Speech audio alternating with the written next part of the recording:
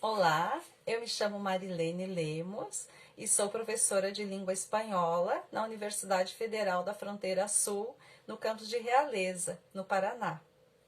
Parabenizo muito a equipe do Entre Nosotros pela iniciativa do projeto, que vem contribuindo muito com a formação de professores de língua espanhola. Num contexto de pandemia e de isolamento social, o projeto Entre Nosotros vem trazer uma proposta instigante de aproximação, mostrando novas formas de estar em sala de aula, de reflexão, de produção e de divulgação do conhecimento. Agradeço muito pela oportunidade de estar aqui e de conversar com vocês sobre minha pesquisa de doutoramento. Eu cheguei na UFFS, aqui em Realeza, em 2012. Para contextualizar, o campus de Realeza está localizado na mesorregião, grande fronteira do Mercosul, no sudoeste do estado do Paraná. A aproximadamente 80 quilômetros de Realeza, está localizada a tríplice fronteira de Barracão, Dionísio Cerqueira e Bernardo de Irigoyen. No mesmo perímetro urbano, há uma fronteira entre dois países, Brasil e Argentina, e uma divisa entre dois estados brasileiros, Paraná e Santa Catarina. E essa fronteira se apresentava como um vasto e instigante cenário de pesquisa no campo dos estudos linguísticos. Eu trazia algumas questões sobre a língua espanhola e sobre o sujeito, a partir de minha dissertação de mestrado, mais relacionadas àqueles sentidos que circulam em discursividades ligadas ao mercado, no que se refere ao conceito de língua veicular, um instrumento de comunicação, uma língua globalizada, uma língua submetida às necessidades de um sujeito pragmático. Contudo, eu percebia que não era a língua veicular que estava funcionando nessa fronteira. De frente para essa fronteira, que me impactava, me instigava, eu comecei a estudar. Procurar documentos, mapas, participei do PEIF, Programa Escolas Interculturais de Fronteira, de projetos de formação de professores nas escolas de fronteira. Conversei com vários professores aqui da instituição e em uma das conversas com os professores Jace Poli e Antônio Mischel, fui apresentada aos relatos de viajantes que compõem o corpus de minha pesquisa de doutorado. Eu passo então a apresentar as duas obras que compõem o corpus de análise da pesquisa de doutorado: Pela Fronteira, de 1903, de Domingos Nascimento, e A Viagem, de 1929, Oeste de Santa Catarina, Documentos e Leituras, organizada pelo Centro de Memória do Oeste de Santa Catarina, CEOM, em 2005, que se compõe de dois relatos: O Oeste Catarinense, Visões e Sugestões de um Excursionista, de 1929, de Arthur Ferreira da Costa, e O Oeste Catarinense, de Florianópolis a Dionísio Cerqueira, de 1931, de José Arthur Boitot. A pergunta que norteia a pesquisa é: o que se diz nesses relatos sobre as línguas, sobre os sujeitos e sobre o espaço?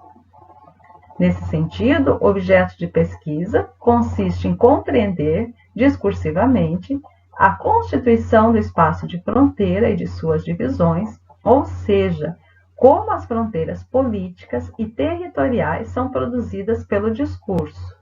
Para essa apresentação, vou mostrar um pouco das análises discursivas a partir das menções à escola de Barracão no relato A Viagem, de 1929. Adolfo Konder, então governador do estado de Santa Catarina, organiza uma expedição que parte de Florianópolis e, por um período de 30 dias, percorre o estado de Santa Catarina rumo à cidade de Dionísio Cerqueira, localizada na fronteira com a Argentina, como vimos.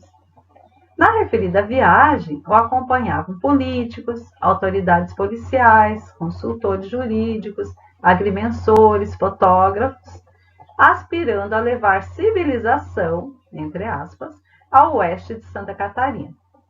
Ainda, os atos administrativos de Adolfo Konder estiveram alinhados ao projeto de modernização e civilidade, entre aspas também, que passa a ser intensamente difundido no Brasil a partir da década de 1920. Quando nos referimos à viagem do governador Adolfo Konder e demais representantes do poder público estadual à fronteira do Brasil com a Argentina, estamos diante de viajantes oficiais, entre aspas, eficazes em seu propósito de conhecer e de reconhecer uma zona que, segundo eles, não constava nos mapas, e de participar de um ato político e público visando dar a conhecer ao litoral o que é o interior. Dar a existir, inventar esse interior, invisível, vazio, e vinculá-lo à unidade do Estado brasileiro. Por outra forma, para o governador, conhecer o território equivalia a tomar posse simbólica da área, num processo de conhecimento explicitado pelos integrantes da comitiva. Nos relatos, saltam aos nossos olhos descrições do espaço de fronteira como um rincão, uma orla do país, uma região abandonada.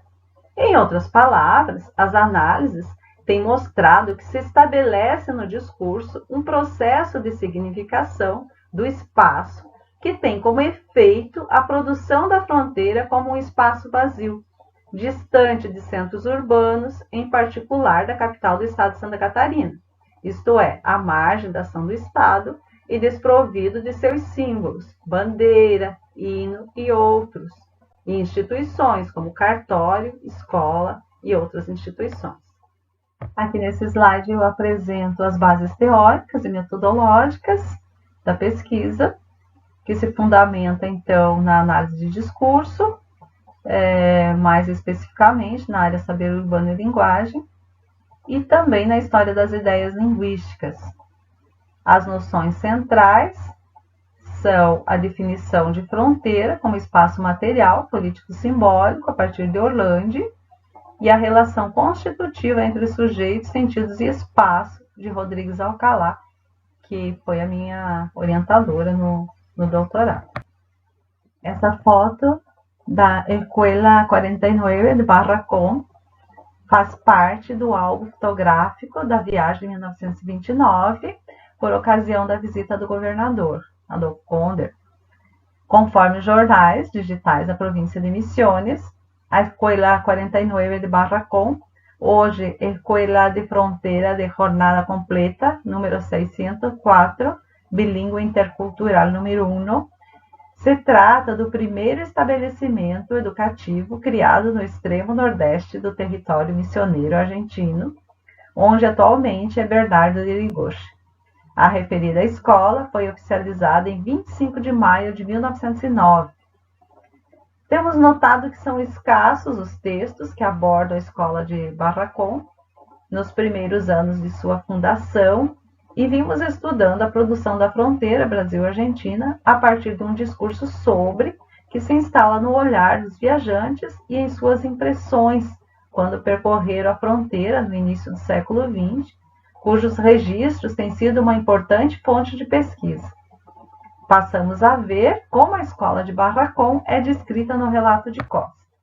A escola de Barracón, com um farto aparelhamento didático, tem as suas paredes repletas de quadros alusivos às magnas datas argentinas e grandes retratos dos filhos ilustres da nação vizinha. Vimos a Batalha de Ituzaingó com o general Viar à frente da cavalaria. Um quadro com a junta proclamadora da independência, outro da promulgação da Constituição. Lá estão São Martim, Moreno, Mitre e Sarmiento. Objetivando melhor compreender esses discursos, constatamos que de essa, no artigo Hermenêutica do Vazio, Fronteira, Região e Brasilidade, na viagem do governador ao oeste de Santa Catarina, o qual faz parte da obra A Viagem de 1929, relata que ao visitar uma escola, a comitiva do governador lamentava a dolorosa, entre aspas, situação. E frequenta uma escola argentina? Que fazer? Não temos escolas brasileiras? Assista você, falou-me o amável cavalheiro na sua língua luso-castelhano, passando-me o chimarrão. Assista você um exame na escola 49. Quais os grandes vultos da história de nossa pátria? Pergunta o professor argentino. São Martín Sarmiento Rivadavia Mitre, responde em castelhano a criança brasileira. Prossigo então com a leitura das análises. Realcemos da SD2 que a pergunta quais os grandes vultos da história de nossa pátria é uma pergunta cujas condições de produção são muito próprias de um processo de formação dos Estados nacionais de uma maneira mais global, em que está em disputa uma definição de nação assentada na chamada etnicidade, entendida como um conjunto de tradições partilhadas, entre as quais a língua ocupa um papel central. Mas também nesses critérios entram os grandes heróis, os símbolos nacionais, como a bandeira. Quer dizer, essa pergunta poderia não produzir os mesmos sentidos na escola de hoje, tendo em vista que esse processo já está mais estabilizado, ou seja, o Estado e suas fronteiras já estão delimitadas. Dito isso, se então se trata de uma pergunta que caberia nesse processo de formação dos Estados nacionais e que poderia ter sido feita em português ou em espanhol, no Brasil ou na Argentina, fazendo todo sentido, o que produz a indignação no relato? Como podemos perceber, em nossa pátria, o plural da primeira pessoa do pronome possessivo não produz ruído ao lado de pátria, já que se trata de uma pergunta evidente em ambos os países. O que produz ruído é a não coincidência de algo que deveria ser unívoco, mas que pela dispersão materializada na evidência opaca de nossa pátria desliza. O referente discursivo de heróis e a língua por meio da qual se constrói esse referente. Vejamos, considerando que a criança é brasileira, nossa pátria deveria ter sido significada como a brasileira, em um mundo logicamente estabilizado, como nos diria Peixê. Em contrapartida, essa criança brasileira responde em espanhol e fala dos heróis argentinos, ou seja, o ruído está na resposta da criança, pois não coincide com o esperável, isto é, não coincide com o que se vê e se ouve. Uma criança brasileira falando em espanhol e respondendo pelos heróis argentinos. Ou seja, conforme a formulação de Peixê, é a ideologia que fornece as evidências pelas quais todo mundo sabe que é um soldado, um operário, um patrão, uma fábrica, uma greve. Desta maneira, apreendemos que, na instância do imaginário, a comitiva esperava ver, no lado brasileiro, escolas brasileiras funcionando e esperava ouvir as pessoas falando em um bom português, entre aspas, pelo efeito de evidência de que todo mundo sabe o que é um bom brasileiro. Conforme observamos pelas pistas deixadas na sequência discursiva 1, as paredes da escola de Barracón estavam repletas de quadros. Não temos acesso aos quadros, não sabemos se se trata de uma pintura, de um desenho ou de uma gravura para poder analisá-los, mas temos acesso aos relatos, a um discurso sobre a escola e sobre o espaço de fronteira. É importante lembrar, como teoriza Peixê, que o domínio estético, integrante do campo dos espaços discursivos, não estabilizados logicamente, é colocado ao lado do domínio político. Isso pode ser exemplificado quando vemos que os quadros retratam as magnas datas argentinas, os filhos ilustres da nação argentina, a Batalha de Ituzaingó, o general Alvear, a junta proclamadora da independência, a promulgação da Constituição e os nomes dos heróis desses feitos históricos. Dessa forma, compreendemos que, de um lado, esses discursos materializam as condições de produção de um processo de constituição dos Estados nacionais e de suas fronteiras, cujo processo apela para a cultura, para a questão da língua e para a importância da escola para implantá-la.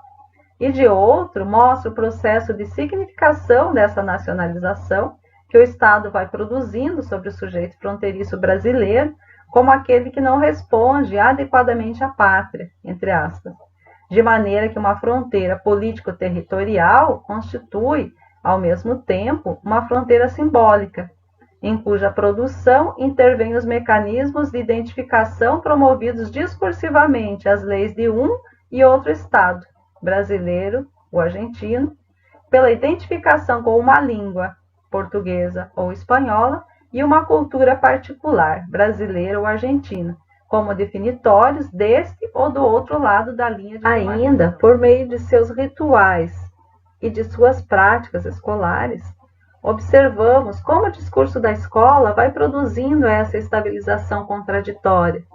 No caso da análise apresentada, a criança brasileira, significada como sujeito-aluno na escola argentina, deve saber que San Martín desempenhou papel crucial nos movimentos de independência dos países sul-americanos, que Sarmiento, Rivadavia e Mitre foram presidentes da Argentina, etc. Nesse sentido, o sujeito-aluno é significado enquanto aquele que responde prontamente à pergunta do professor, da forma esperada, da forma correta, entre aspas. Assim, no espaço da escola argentina, com professores argentinos, no território argentino e dentro de uma formação ideológica nacionalista, a pergunta quais os grandes vultos da história de nossa pátria faz sentido, assim como faz sentido a resposta do aluno.